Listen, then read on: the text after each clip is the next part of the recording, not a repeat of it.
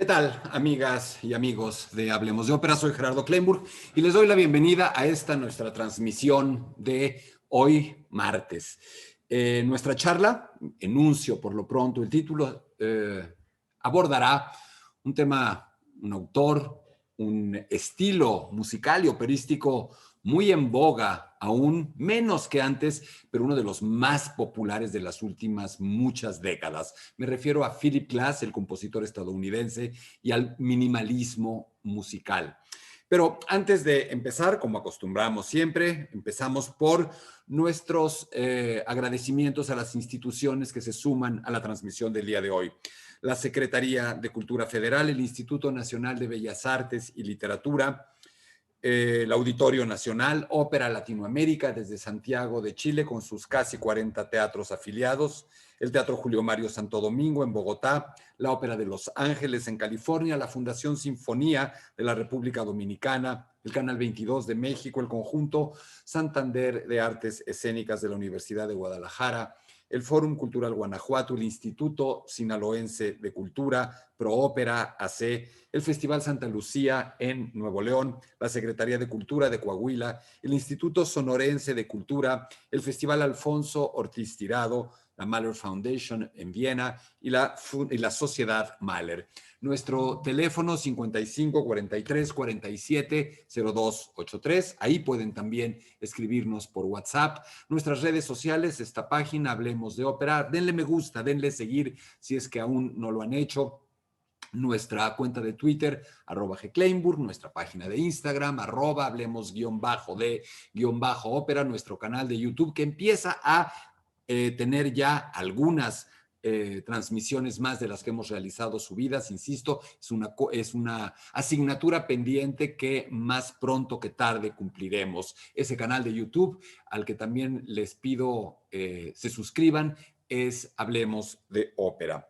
Nuestro anuncio, un anuncio importante, dos anuncios importantes el día de hoy. El primero es una invitación para que apoyen nuestro proyecto, para que apoyen, ahora Hablemos de Ópera, con nuestro siguiente curso, el primer curso del año de Hablemos de Ópera, la primera vez que lo hacemos digital, Mozart, la simplicidad de un genio a través de Zoom. 4 sesiones, febrero 16, 18, 23 y 25, de 7 a 9:30 p.m. Si el horario no les funciona, no es pretexto. Tenemos todas las alternativas posibles para que puedan ustedes inscribirse. El costo por las 4 sesiones de 2 horas y media cada una es de 1,700 pesos por dispositivo o por computadora. Escríbanos al 55 43 47 02 83 para inscribirse o bien a hablemosdeopera1@gmail.com. Nuestras conversaciones, nuestras charlas y entrevistas con grandísimos personajes de la ópera. ¿Qué ha pasado? ¿Ya se acabaron?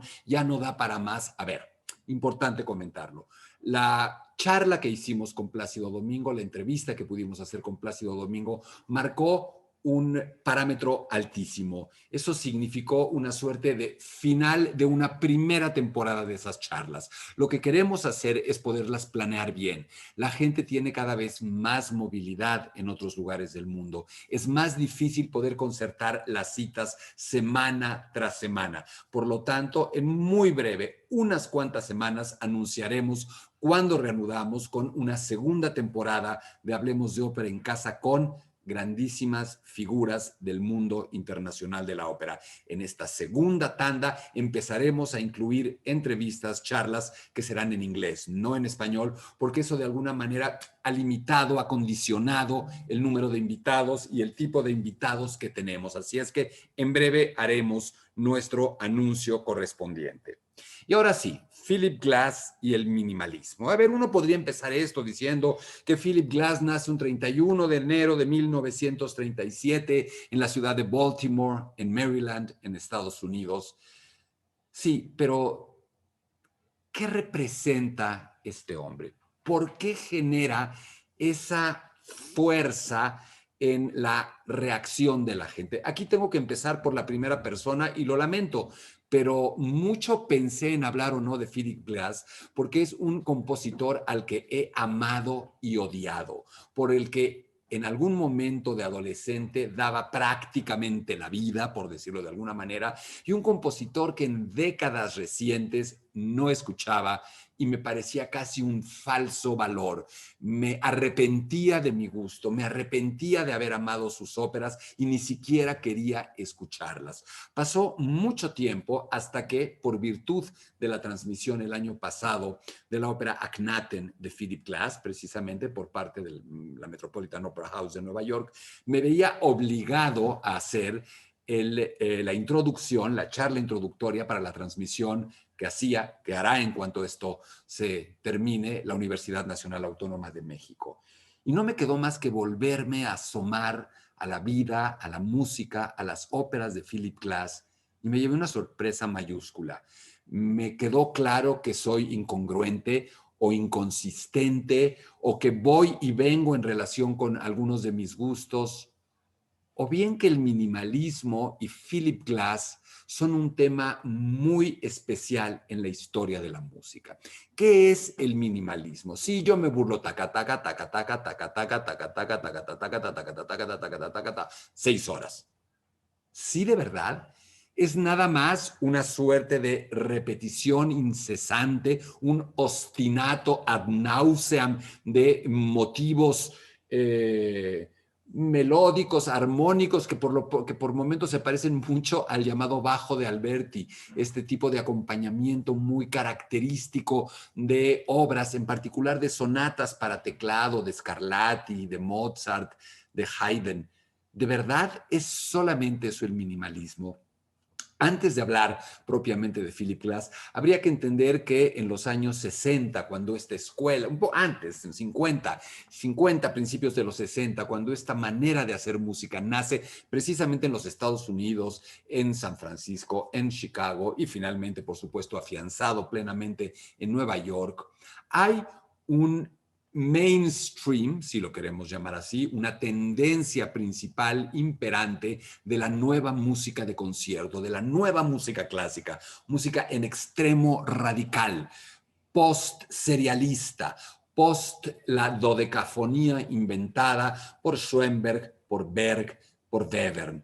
Una escuela cuyos paladines eran principalmente Pierre Boulez, Karl-Heinz Stockhausen, Luciano Berio y un largo etcétera. Música extrema, radical, música de una intelectualidad por momentos innecesaria y una música que parecía haber roto indisolublemente los vínculos con el público. La gente ya no se acercaba a esa música, incluso ni siquiera componían óperas. La ópera encarnaba para parte de esa vanguardia el género más retrógrada, el género más absurdo, que podía cultivarse. Había una campaña contra la ópera encabezada por un compositor como Mauricio Kagel, que acuñaba incluso el término de que había que hacer ahora anti-óperas, o Pierre Boulez, que hablaba de quemar todas las casas de ópera del mundo. Es en ese contexto que surge esta nueva escuela estadounidense y que literalmente se va al otro extremo. Un bandazo absolutamente radical en aras de música absolutamente consonante, accesible, tonal, retrógrada en algún sentido, es decir, tremendamente asomada al pasado, armónicamente tradicional, pero con una innovación muy fuerte, aunque no totalmente nueva. No hay nada nuevo bajo el sol. ¿Qué quiero decir con esto? Que la música minimalista toma algunos elementos de estas repeticiones de compositores como Satie con sus ostinati, Beethoven con estos obstinatos, tienen muchos momentos. Ahora que estamos terminando el curso Beethoven, el héroe que todos llevamos dentro, hemos hablado mucho del obstinato, de la casi monomanía de ciertas músicas, elementos medievales de algunos compositores medievales, de motetes, de obras de este tipo, que utilizan la reiteración continua de motivos rítmicos, de partículas melódicas, por supuesto, en una medida minúscula comparada con lo que estos compositores empezaron a hacer. ¿Quiénes son estos compositores? En primer lugar, Lamont Young, un compositor estadounidense, Terry Riley, Steve Reich y poco después Philip Glass, un poco más adelante John Adams, compositores todos ellos de enorme renombre, de enorme fama. Me están haciendo ver algunos de sus mensajes, entonces me distraigo un poco para estar también al pendiente de ello.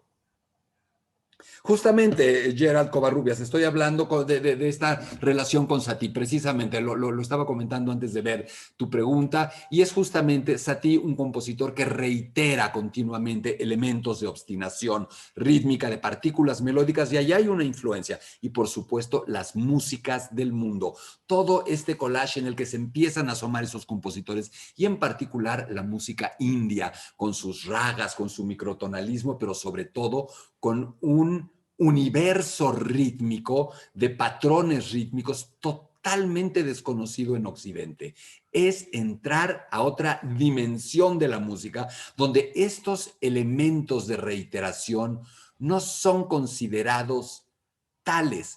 Nosotros los consideramos reiterativos, pero hay otras culturas sonoras en las cuales la reiteración, la iteración, la repetición de elementos es característica y también en nuestra música, pero de otro modo. Muchas veces, yo cuando empezaba a estudiar piano, bueno, no cuando empezaba a estudiar piano, cuando avanzaba en mis estudios del piano, decía, pero bueno, ¿por qué el señor Schubert repite tanto?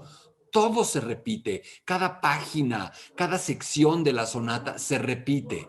En algún sentido, podría incluso pensarse que estamos hablando de una suerte de minimalismo, pero por supuesto de un espectro, de un rango más amplio. En este desorden que comento, se incuba esta nueva manera de hacer música que en buena medida, insisto, es una reacción contra lo que se está haciendo en Europa por parte de los Estados Unidos. Y es música que empieza a tener ecos también en Europa. Michael Nyman, británico, quien es aparentemente el primero en acuñar la palabra minimalismo, o Gavin Bryars en Inglaterra también. Y tenemos también a los llamados, posteriores también en alguna medida, compositores minimalistas sacros, como Henryk Górecki, polaco, fallecido hace no muchos años, que tuviera un boom gigantesco con su tercera sinfonía en los años 90, o por supuesto Arvo Pärt, el grandísimo compositor estonio que hoy causa furor entre tantísimo público a través de elementos como otra serie de elementos, no me voy a desviar, pero que también usan, y no en poca medida, los elementos minimalistas. Entonces es esta ruptura con la vanguardia europea, este buscar características más personales, más estadounidenses, este asomarse a otras culturas, en particular a la cultura musical de la India. Entremos después de este breve contexto de lo que es el minimalismo, hablar un poco de este compositor, Philip Glass, estadounidense, que nace en 1937 y cuya lista de óperas u obras de teatro musical es la siguiente en orden alfabético. Nada más para que veamos lo prolífico de este hombre, el tamaño del catálogo solo en ese apartado. Philip Glass ha cultivado todos los apartados posibles de la música.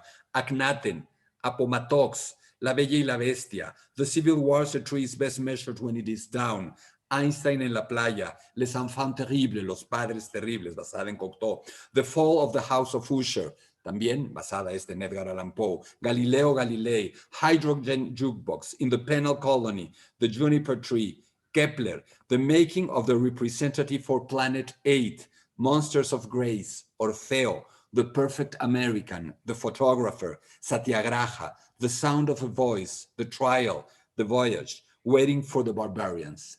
Nada más para hablar de teatro musical. Es bestial el catálogo. Muchos de los grandes compositores de ópera no pueden preciarse de un catálogo así. Y también tengo que incluir dentro de este espectáculo visual supremo hizo ha hecho muchísima música para cine, banda sonora y mecanismos o formatos híbridos en donde una película como La Bella y la Bestia de Cocteau con toda la intervención sonora de Glass se convierte en algo más parecido a una ópera que en una banda sonora de una película silente. Dentro de estas grandes, inmensas producciones, tuvimos la oportunidad hace muchos años, en los años 90, de ver en el Festival Cervantino, en el Teatro Juárez, la trilogía, la famosa trilogía Cazzi de estas películas sobre la sociedad contemporánea, indescriptibles, con música alucinante, con Philip Glass en el teatro, dirigiendo a su propio ensamble. Me refiero a la trilogía Cazzi, Powakazzi, Nakoi Cazzi y Koyanis Cazzi. Absolutamente memorables experiencias. Quiero mencionar una frase del crítico musical y compositor Tom Johnson, que en 1972, dice él, es el primero en aventurarse ya a acuñar formalmente la nomenclatura de minimalista y a describir el minimalismo. Lo cito, me refiero a el artículo de Tom Johnson para The Village Voice. La idea de minimalismo es mucho más amplia de lo que la mayoría de la gente piensa. Incluye, por definición, cualquier música que trabaje con materiales mínimos o limitados, piezas que usan solo unas pocas notas, piezas que usan solo unas pocas palabras o textos, o piezas escritas para muy pocos instrumentos, como antiguos timbales, ruedas de bicicleta o vasos de whisky. Incluye piezas que mantienen un estruendo electrónico básico durante mucho tiempo. Incluye piezas realizadas exclusivamente a partir de grabaciones de ríos y arroyos. Incluye piezas que se mueven en círculos infinitos. Incluye piezas que configuran una pared inmóvil de sonidos de saxofón. Incluye piezas que tardan mucho en pasar gradualmente de un tipo de música a otro. Parece minimalismo, ¿verdad? Incluye piezas que permiten todos los tonos posibles siempre que se encuentren entre do y re. Incluyen piezas que ralentizan el tempo a 2 o 3 notas por minuto. Es una descripción que funciona. Philip Glass no nace ahí. Philip Glass nace en un mundo de música clásica con una tendencia hacia la música contemporánea.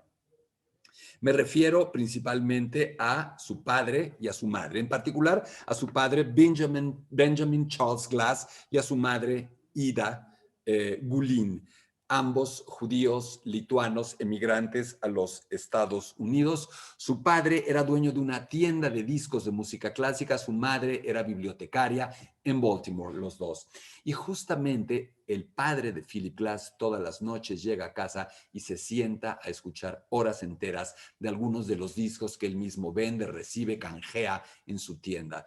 Philip se acerca a su padre y empieza un aprendizaje directo padre-hijo. La familia es muy musical, una familia judía típica, cada uno puede estudiar un instrumento. El primer instrumento por el que Philip Glass siente una particular pasión es la flauta, aunque estudia el piano. Y esto es muy interesante, la biografía determina todo. El piano es el mecanismo, el vehículo básico de composición e incluso de expresión o de soporte musical de Philip Glass. Su música suena en muchísimos momentos a piano. Estas progresiones parecen escalas, parecen, incluso alguien que se quisiera burlar podría decir, parecen ejercicios para el piano. Pero por el otro lado, el elemento de la flauta confiere inequívocamente a la música de Philip Glass un carácter eminentemente cantable. Si hay un instrumento que canta, que nos hace cantar, que emula el canto, ese es indudablemente la flauta.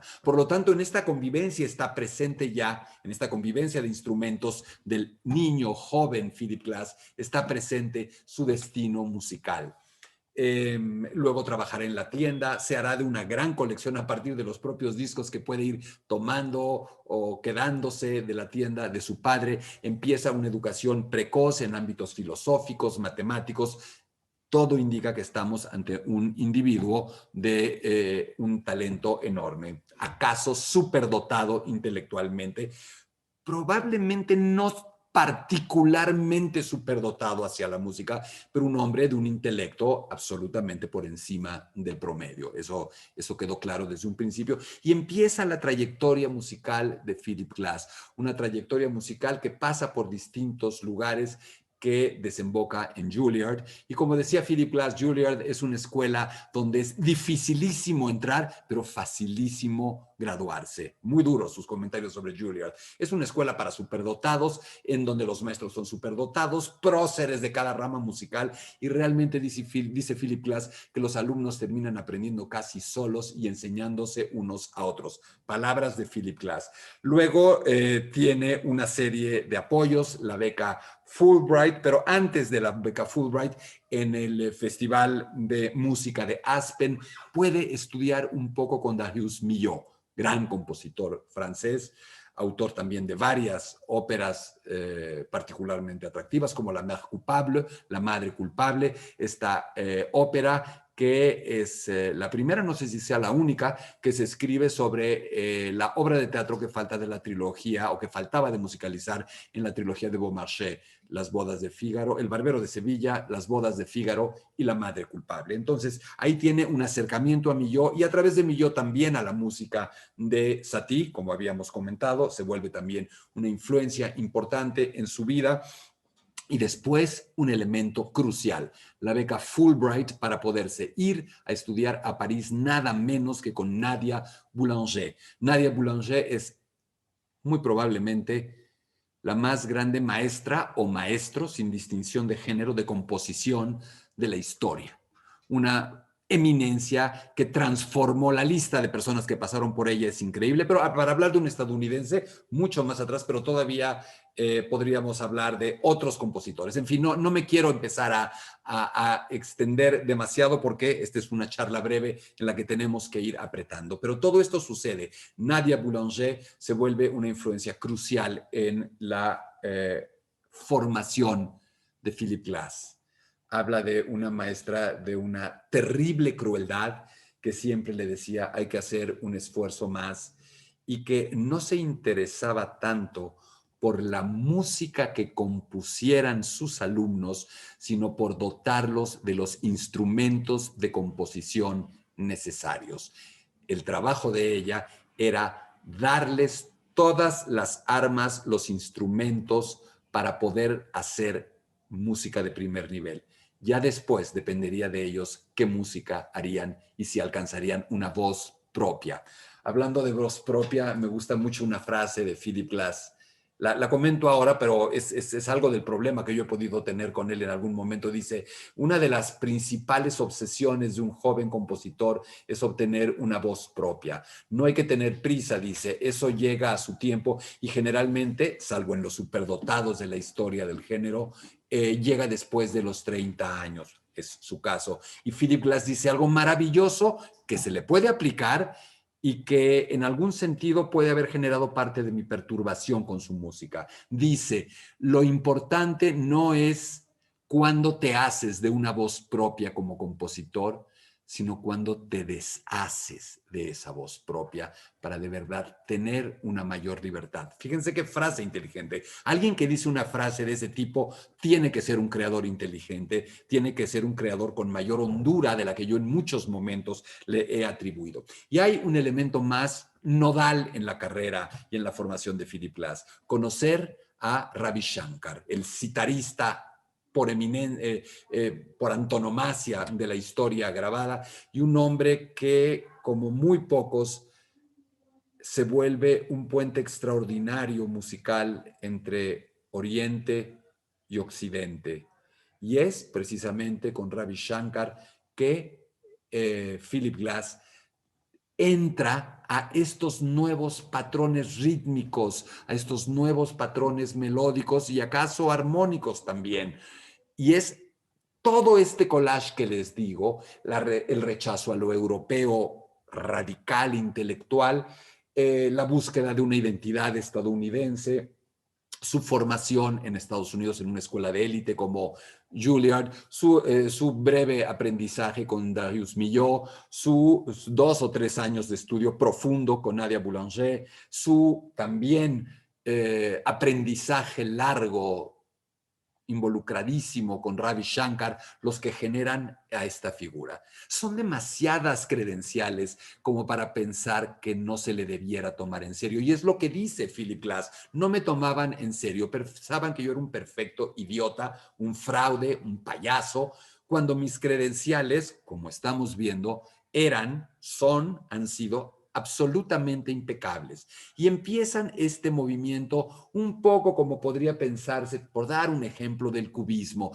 Sí, uno puede decir que es Braque, otro puede decir que es Gris, otro puede decir que es Picasso, y en muchos momentos están haciendo cosas similares y no podemos saber quién es primero, y no es importante saber quién es primero. Muchos hablan de que en do, in si, en do, la nota do, esta obra que repite infinitamente y que puede durar desde algunos minutos hasta horas enteras, la nota do de Riley, de Ted Riley, es el punto de partida del minimalismo. Es posible, pero a mí me parecería en algún sentido temerario afirmarlo tan categóricamente o reduccionista.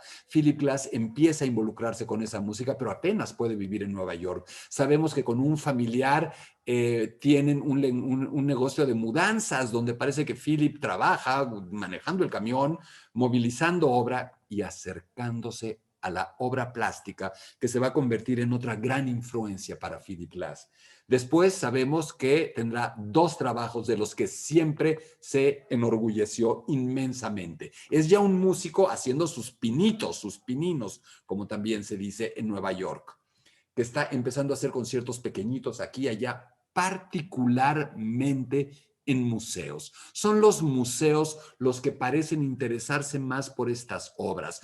Tiene su ensamble, empieza a proveer música aquí y allá y no tiene en qué caerse muerto. Por lo tanto, es honrosamente un plomero de la ciudad de Nueva York y un taxista de la ciudad de Nueva York. Esto lo convierte en un tipazo, un hombre con esta formación, que además maneja un camión de mudanzas, es taxista en Nueva York, y es plomero. Es un tipo que nos cae bien, ¿no les parece? Hay una anécdota famosa que cuenta en la que instala una lavaplatos para Robert Hughes, el crítico de arte de la revista Time, y que cuando este lo reconoce como el chico que estaba tocando en el ensamble en el museo, no lo puede creer. Este es de alguna manera el principio de Philip Glass a través de su ensamble Philip Glass. Él también habla de que quiere gustar, quiere que su música guste, quiere que le pidan su música, quiere que su música sea accesible. Y tampoco está mal que sea accesible, porque lo logra a través de un elemento de originalidad. La originalidad de este recurso del minimalismo, los patrones que se repiten una y otra vez, las notas incesantes, donde parece que no pasa nada, parece que la música está congelada por momentos. Veremos en nuestra conclusión que no es exactamente así. Y también un elemento de novedad que siempre da ir al pasado. Ya mi frase eterna de Verdi, de regresa al pasado y serás moderno, en algún sentido esta vuelta a lo tonal, a la consonancia, a la afectividad muy perceptible, muy digerible. Es muy claro cuando la música es linda, triste, o sea, las emociones, los affetti, por usar un término barroco musicales, vuelven a aflorar con toda claridad en el minimalismo en un momento donde es complejísimo encontrar la emotividad musical de las nuevas vanguardias. Philip Glass habla también de que la música que se escribe en Europa es muchísimo más interesante de leer, de ver, que de escuchar, que es muy difícil que esa música suene bien, aunque se vea tan bien, que intelectualmente es fantástica, pero que de alguna manera no le permite ya a la gente común y corriente entender qué pasa, cómo se está armando, estructurando. Para poder entender esas técnicas se necesita no solo de una formación musical bárbara, sino además de un análisis y de un esfuerzo intelectual poderosísimo y a veces incluso, de software, de equipo de computación que permita descifrar ese tipo de óperas. ¿Qué tipo de cantantes, pregunta Armando Daniel Alba, se requieren para las óperas de Philip Glass? ¿Cualquiera puede ejecutarlas? Absolutamente, cualquiera. no son difíciles. De pronto, por ejemplo, en Akhenaten tenemos que Akhenaten lo hace un contratenor. Muchas veces los textos son hablados, cantados, semicantados.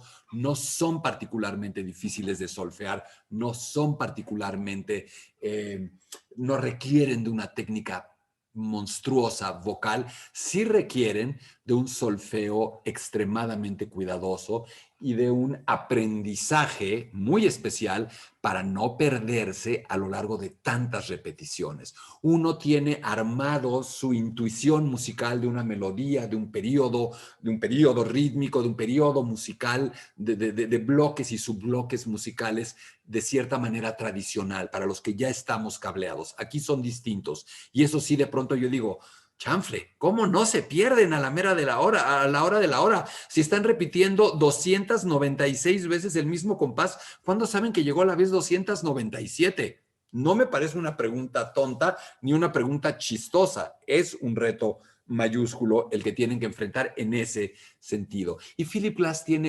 empieza a descollar, su música empieza a gustar, se empieza a hacer en el Metropolitan Opera House de Nueva York y a través del teatro, y por eso es también interesante es interesante su estilo operístico. Es un hombre de teatro, es un hombre de espectáculo, es un hombre de arte. Su contacto con las obras de teatro de Samuel Beckett, que también tienen de pronto estas repeticiones curiosas, de ahí viene algún elemento. Una ópera que me parece se llamó Play, tiene un final abierto con repeticiones incesantes, como puede ser, por ejemplo, El impromptu del alma, se me ocurre en este momento, la obra de teatro de Eugene Ionesco, el padre del teatro del absurdo, en donde es una suerte de círculo que se va dando vueltas y vueltas y vueltas y vueltas, donde se va repitiendo ad nauseam la misma escena. En algún sentido hay otras artes que también toman los elementos del minimalismo y de los cuales abrevan compositores como Philip Glass. Viene después el encuentro con Bob Wilson. Bob Wilson, el gran director de escena, el gran director escénico de óperas estadounidense, tejano, con un estilo absolutamente minimal en el sentido de la economía de medios, porque también el minimalismo, ojo, Philip Glass no le gusta que le digan minimalismo. Él dice que escribe música reiterativa o repetitiva, una cosa así, de patrones reiterados, porque minimalismo suena como que es lo mínimo. Y en ese sentido, ahí va digo, estoy divagando, espero estar compartiendo con ustedes ciertas nociones, pero vamos a tratar de empezar a atrapar ya en esta recta final lo que es el estilo, las óperas de Philip Glass. ¿Qué sería minimalismo? Minimal no me suena a mí a repetir, ¿o sí? Minimal es que, en el caso de Philip Glass, hay un océano de repeticiones incesantes desde el cual emergen gradualmente, de a poco, elementos mínimos aislados. En ese océano incesante de repeticiones, voy a jugar con la metáfora, aparece una roca, aparece un ave, sutilmente el ave se puede posar sobre la roca. Es una metáfora de música. La roca puede ser un acorde de los trombones y el ave que vuela sobre la roca y se posa sobre ella podría ser la voz humana o un contratenor y una flauta. No importa, es una metáfora, es una imagen. En ese sentido, de minimal, no tiene nada el patrón de reiteración, ya que tiene toneladas de notas. Lo que es minimal son esos elementos, esos acordes, esas melodías, esos pequeños elementos distintivos que salen, se diferencian de ese mare magnum de repeticiones. En ese sentido, la música minimalista nos permite exactamente lo contrario de la música hiper elaborada de un Boulez o de un Berio o de un Stockhausen, donde no podemos entender dónde está el truco, dónde lo está, qué está haciendo. En esta música es perfectamente claro, una vez que queda instalada esta suerte de textura continua, con toda claridad podemos ver cómo aparece un acorde, cómo ese acorde gradualmente se convierte a lo mejor de modo mayor a modo menor, o cómo se genera una pequeña modulación, o cómo aparece un adorno musical, y está perfectamente identificado. Y en medio de esa irritabilidad, exacerbación, desesperación, saciedad que de pronto nos produce este patrón repetitivo hipnótico. También la llamaban la nueva escuela hipnótica de Nueva York a esta música. Y sí, tiene algo claramente de hipnótico en ese sentido. Puede ser, estos elementos pueden ser o exasperantes era la palabra que buscaba, exasperantes o pueden ser hipnóticos. En ese sentido, la música de Philip Glass desnuda esos procedimientos y nos permite a todos entenderlos, verlos. Es como si nos dijera, ahí va. Claro que en esos patrones rítmicos está escondido muchísima de la música de Oriente, muchísima de la música india que aprende de Ravi Shankar. Y entonces viene la asociación con Bob Wilson, viene su acercamiento al teatro y su grandiosa o portentosa trilogía en donde se ocupa de una figura emblemática de la ciencia, una figura emblemática de la religión y una figura emblemática de la política, habría que decir. En primer lugar, se ocupa de Einstein, Einstein en la playa, y mostrar que los números, las ecuaciones, pueden aparecer en una ópera y pueden ser parte de un proyecto artístico, narrativo, dramático, atractivo. Luego está Akhenaten, la ópera a propósito del primer ser monoteísta de la historia y, en mi humilde opinión, una de las figuras más extraordinarias de la historia del mundo. Gracias, Rogelio, por tu recomendación. Más allá del minimalismo de Iñaki Ábalos, un arquitecto madrileño. Dice que refuerza lo que digo, así es que hago la recomendación, Rogelio. Más allá del minimalismo de Iñaki Ábalos, tarea que me dejas y que aprecio. Gracias, Rogelio.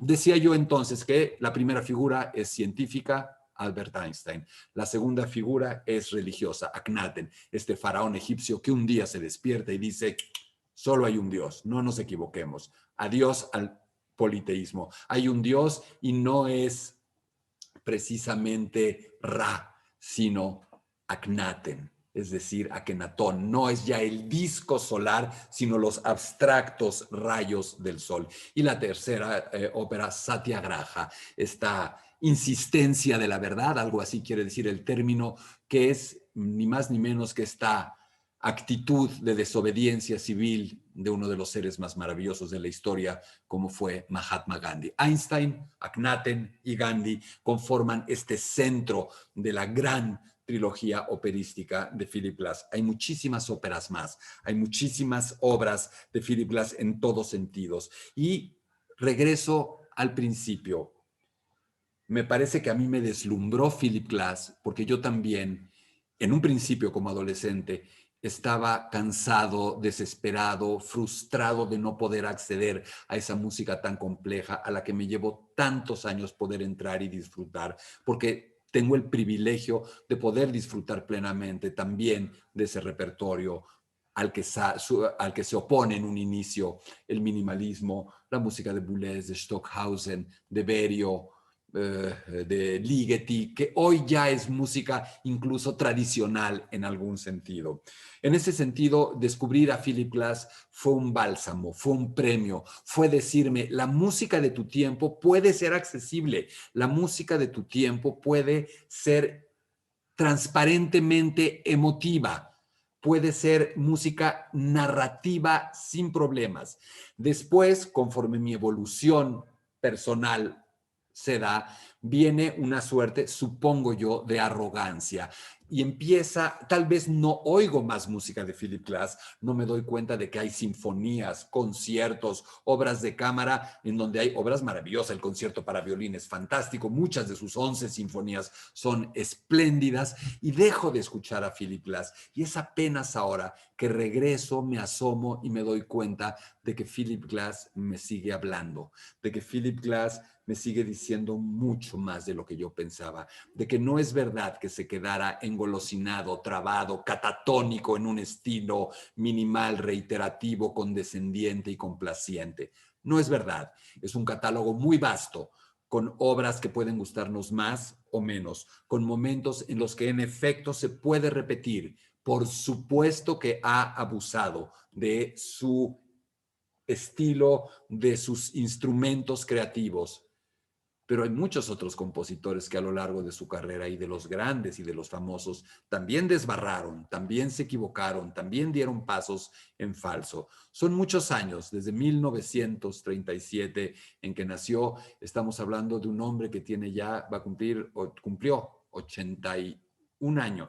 A ver, espérenme, déjenme volver a ver la fecha de nacimiento porque creo que estamos teniendo una efeméride casi involuntaria. Déjenme revisar otra vez. Enero 31, así es que no lo puedo creer, no me había fijado, pero este programa que estamos haciendo el 2 de febrero debió de haber sido en homenaje al cumpleaños de Philip Glass. Las coincidencias no existen. 84 años de Philip Glass. Es verdad, Fernando, su música sin una buena puesta en escena pierde mucho, pierde todo, pero está hecha para eso. Es música teatral que requiere de teatro musical. Necesita este maridaje absoluto de los dos géneros, como sucedió en el Akenatón reciente del Met, que no sé si te gustó, que a mí me pareció una puesta en escena formidable. Decía yo entonces que Philip Glass sigue hablándome, que hoy entiendo que su minimalismo se parece a lo mejor, bien, me viene ahora la imagen, un poco al tejido, donde de pronto vemos que el tejido no es más que la incesante repetición de un patrón y de un patrón, el punto tal, el punto tal, el punto tal, y sin embargo, esa repetición incesante de punto tal o de tales puntos, perdóname que me estoy distrayendo, terminan formando una prenda, terminan formando un suéter, un chaleco, una bufanda,